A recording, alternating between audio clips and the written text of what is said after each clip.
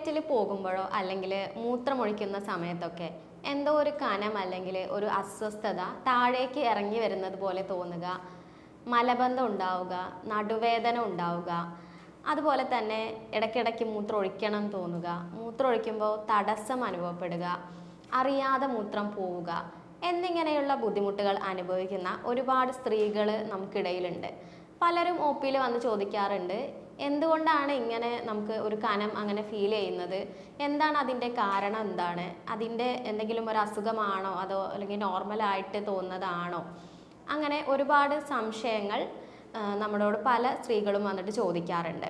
അപ്പോൾ ഇതെന്തുകൊണ്ടാണ് ഇങ്ങനെ വരുന്നത്, എന്തൊക്കെയാണ് ഇതിൻ്റെ കാരണങ്ങൾ, എന്തൊക്കെയാണ് ഇതിൻ്റെ ലക്ഷണങ്ങൾ, അതുപോലെ തന്നെ നമുക്കിതിനെ എങ്ങനെ പരിഹരിക്കാൻ സാധിക്കും, ഇത് ആർക്കൊക്കെ വരും എന്നിങ്ങനെയുള്ള കാര്യങ്ങളൊക്കെയാണ് ഇന്ന് ഈ വീഡിയോയിൽ ഡിസ്കസ് ചെയ്യുന്നത്.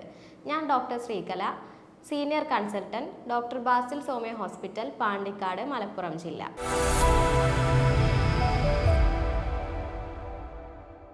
ഇങ്ങനെ വരാനുള്ള, പ്രത്യേകിച്ചും സ്ത്രീകളിൽ ഇങ്ങനെ വരാനുള്ള ഒരു പ്രധാനപ്പെട്ട കാരണം എന്ന് പറയുന്നത് ഗർഭാശയം താഴേക്ക് ഇറങ്ങി വരുന്നതാണ്. ഇതിനെ നമ്മൾ മെഡിക്കലി പ്രൊലാപ്സ് ഓഫ് യൂട്രസ് എന്നൊക്കെയാണ് പറയുന്നത്. അപ്പോൾ എന്തുകൊണ്ടാണ് ഇങ്ങനെ ഗർഭാശയം താഴേക്ക് ഇറങ്ങി വരുന്നത്?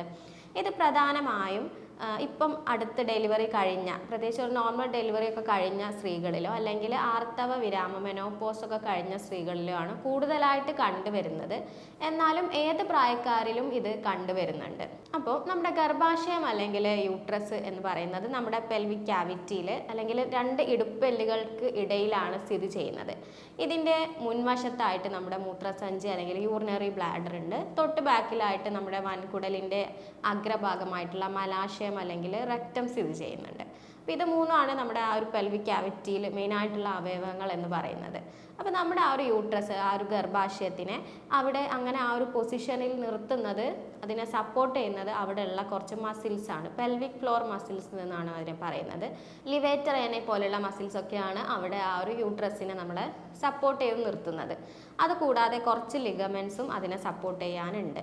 അപ്പം ഇതിൻ്റെ പ്രധാനപ്പെട്ട കാരണങ്ങൾ ഒന്നാമത് എന്ന് പറയുന്നത് ഞാൻ നേരത്തെ പറഞ്ഞതുപോലെ ഇപ്പം ഡെലിവറി കഴിഞ്ഞ സ്ത്രീകളിലൊക്കെയാണ് ഇങ്ങനെ ഗർഭാശയം ഇറങ്ങി വരാനുള്ള സാധ്യത കൂടുതലായിട്ട് കണ്ടുവരുന്നത്.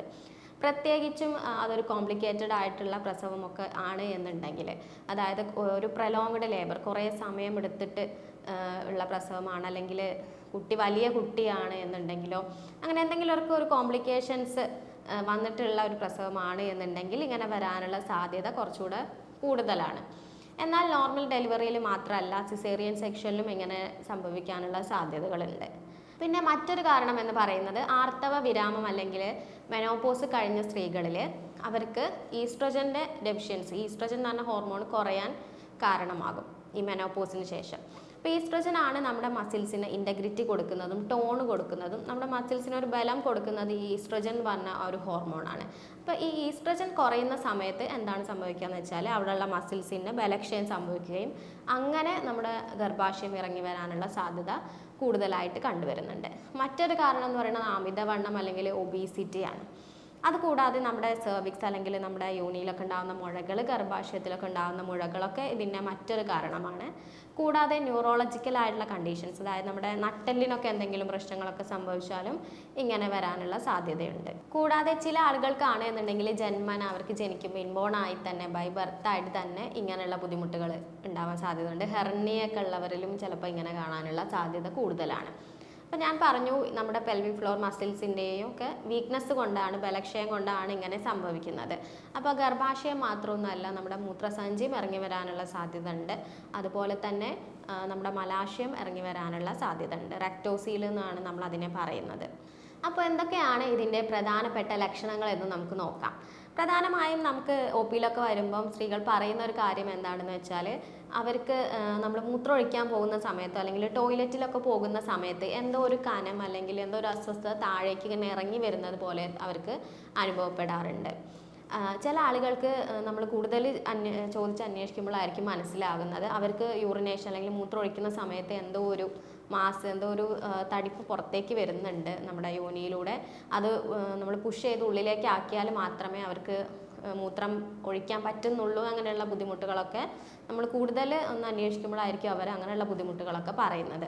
അതുകൂടാതെ മറ്റൊരു പ്രശ്നം എന്ന് പറയുന്നത് ഇവർക്ക് ഇങ്ങനെ ഇടയ്ക്കിടയ്ക്ക് മൂത്രം ഒഴിക്കണം എന്നുള്ള ഒരു ടെൻഡൻസി ഉണ്ടാവുക. മൂത്രം ഒഴിക്കുമ്പോൾ അത് തടസ്സപ്പെട്ട് പോവുക. ചില ആളുകൾക്ക് അറിയാതെ മൂത്രം പോവാം. ചിലപ്പോൾ ചുമയ്ക്കുമ്പോഴോ തുമ്മുമ്പോഴോ ഒക്കെ അറിയാതെ മൂത്രം പോകാനുള്ള ടെൻഡൻസി ഒക്കെ കണ്ടുവരാറുണ്ട്.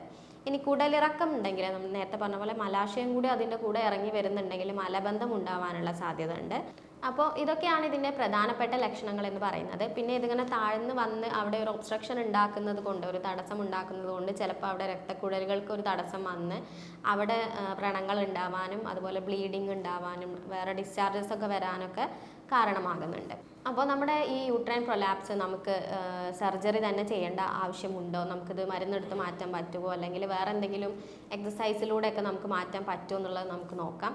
ഇതിന് പ്രധാനമായും 4 സ്റ്റേജുകളാണ് പറയുന്നത്. അപ്പോൾ ഫസ്റ്റ് സ്റ്റേജ് എന്ന് പറഞ്ഞാൽ നമ്മുടെ ഗർഭാശയം ഇറങ്ങി വരും, പക്ഷേ അത് യോനിനാളത്തിൻ്റെ തൊട്ട് മുകളിൽ മാത്രമേ അത് ഇറങ്ങി വന്നിട്ടുണ്ടാവുകയുള്ളൂ.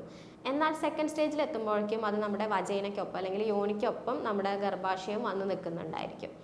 എന്നാൽ തേർഡ് സ്റ്റേജ് എന്ന് പറയുന്നത് ഈ ഗർഭാശയം വജൈനയ്ക്ക് പുറത്ത്, നമ്മുടെ യോനിക്ക് പുറത്തേക്ക് വന്നിട്ടുണ്ടായിരിക്കും. 4ാമത്തെ സ്റ്റേജ് എന്ന് പറയുന്നത് ഈ ഗർഭാശയം മുഴുവനായും നമ്മുടെ വജൈനയ്ക്ക് അല്ലെങ്കിൽ യോനിക്ക് പുറത്തേക്ക് വന്നിട്ടുണ്ടായിരിക്കും. അപ്പോൾ ഈ ഫസ്റ്റ് സെക്കൻഡ് സ്റ്റേജ് എന്ന് പറയുന്നത് നമുക്ക് എക്സസൈസിലൂടെയൊക്കെ കംപ്ലീറ്റ് ആയിട്ട് മാറ്റാൻ പറ്റുന്ന ഒരു സ്റ്റേജാണ്. എന്നാൽ തേർഡ് സ്റ്റേജ് എത്തുമ്പോഴത്തേക്കിനും നമുക്ക് ട്രീറ്റ്മെൻറ്റും എടുക്കേണ്ടി വരും, എക്സസൈസും ചെയ്യേണ്ടി വരും. രണ്ടും നിങ്ങൾ ചൂസ് ചെയ്യേണ്ടി വരും.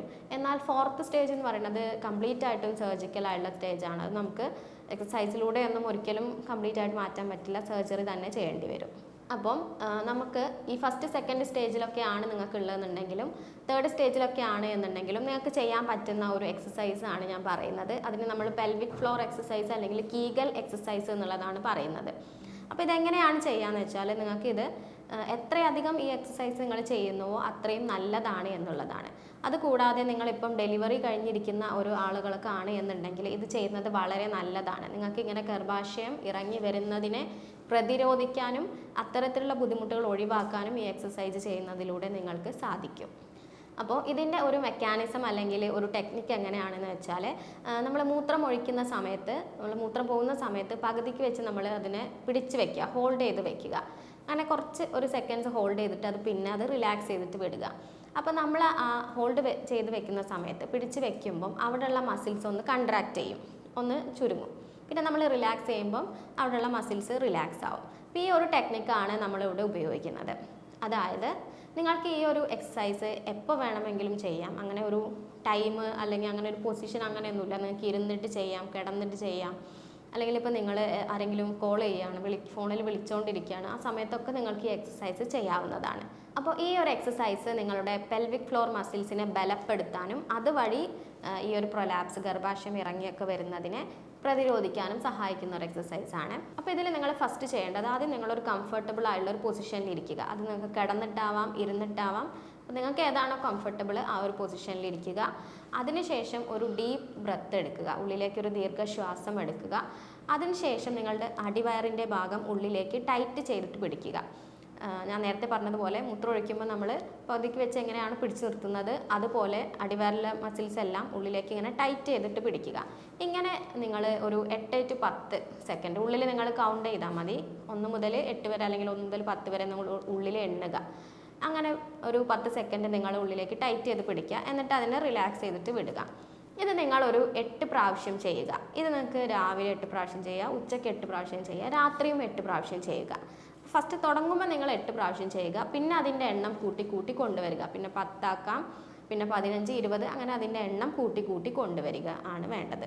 അപ്പോൾ ഇത് നിങ്ങൾ കണ്ടിന്യൂസ് ആയിട്ട് ഒരു മാസം അങ്ങനെയൊക്കെ നിങ്ങൾ ചെയ്യുകയാണെന്നുണ്ടെങ്കിൽ നിങ്ങളുടെ പെൽവിക് ഫ്ലോറിലുള്ള മസിൽസിനെ ബലം കൊടുക്കാൻ വേണ്ടിയിട്ടും ഇത്തരത്തിലുള്ള യൂട്രൈൻ പ്രൊലാപ്സ് പോലുള്ള ബുദ്ധിമുട്ടുകൾ, അതുപോലെ തന്നെ മറ്റുള്ള ബുദ്ധിമുട്ടുകളൊക്കെ നിങ്ങൾക്ക് കുറയ്ക്കാനും അതിനെ കംപ്ലീറ്റ് ആയിട്ട് തന്നെ മാറ്റാനും നിങ്ങൾക്ക് സാധിക്കും.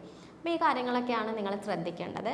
കൂടാതെ നിങ്ങൾക്ക് അവിടെ എന്തെങ്കിലും മാസ് അല്ലെങ്കിൽ തടസ്സമൊക്കെ തോന്നുന്നുണ്ട് എന്നുണ്ടെങ്കിൽ നിങ്ങൾ തീർച്ചയായിട്ടും ഒരു ഡോക്ടറെ കൺസൾട്ട് ചെയ്യുക. അത് ഇതാണോ വേറെ എന്തെങ്കിലും മാസമാണോ എന്നുള്ളതൊക്കെ അറിയാൻ വേണ്ടിയിട്ട് ഒരു ഡോക്ടറെ കൺസൾട്ട് ചെയ്യുകയും ചെയ്യുക. ഹോമിയോപ്പതിയിൽ ഇതിന് ചെയ്യുന്നത് ഒരു കോൺസ്റ്റിറ്റ്യൂഷണൽ അല്ലെങ്കിൽ ഇൻഡിവിജ്വലിസ്റ്റിക് ആയിട്ടുള്ള ഒരു അപ്രോച്ചാണ്. ആ രോഗീൻ്റെ ശാരീരികമായിട്ടുള്ള ഇത്തരത്തിലുള്ള ബുദ്ധിമുട്ടുകളും മാനസികമായിട്ടുള്ള എല്ലാ പ്രത്യേകതകളൊക്കെ കണക്കിലെടുത്തിട്ടാണ് മെഡിസിൻസ് തീരുമാനിക്കുന്നത്. ജർമ്മൻ മെഡിസിൻസ് ട്രീറ്റ്മെൻറ്റിനായി ഉപയോഗിക്കുന്നത് കൊണ്ട് തന്നെ മറ്റ് പാർശ്വഫലങ്ങളൊന്നും തന്നെ ഉണ്ടായിരിക്കുകയുമില്ല.